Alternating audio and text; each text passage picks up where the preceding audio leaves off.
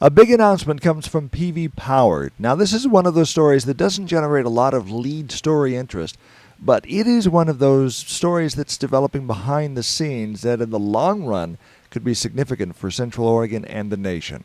I'm Dave Adams.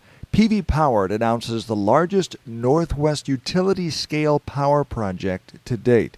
Greg Patterson, the CEO of PV Powered in Bend, says the solar power industry is growing, and the amount of electricity in individual projects is now large enough to put into the power grid, not just for a single home or irrigation pump. This is a series of multiple independent 5-megawatt projects that is in the works. What they announced today is the first of these 5-megawatt projects. And ultimately, this site at Christmas Valley could be one of the largest solar sites in the U.S. And what we're seeing in the market is a strong shift towards these larger, what I would call utility-scale projects. And so what we've done at PV Powered is we've really seen this coming, and we've focused almost completely on solving the key issues and challenges for making solar at a utility scale the most cost-effective solution possible. So this has national significance, doesn't it?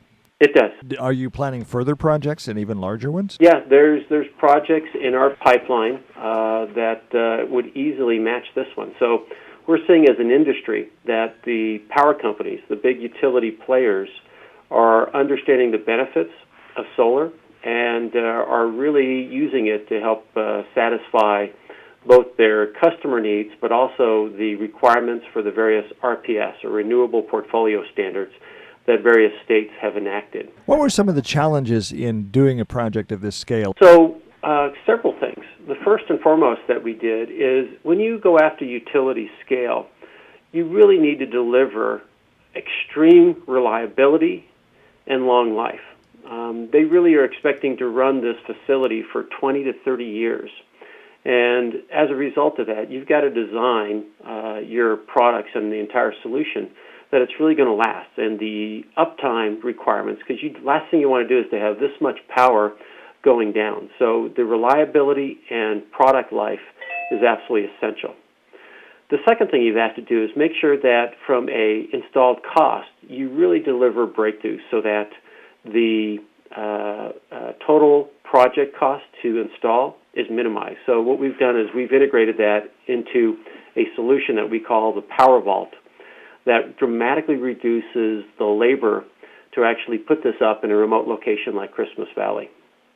The future for solar power in the United States, eventually, how much of our electrical supply is going to be supplied by solar power? You want to take any guesses? Cost of solar is continuing to come down, and it's accelerating, not decreasing. So the expectation, given that it truly is free, and we know the sun's going to rise every day, we're probably at less than 0.1% of the total power coming from solar now. And the expectations, it could easily get, the pessimists say in the next 50 years it could get to 20%.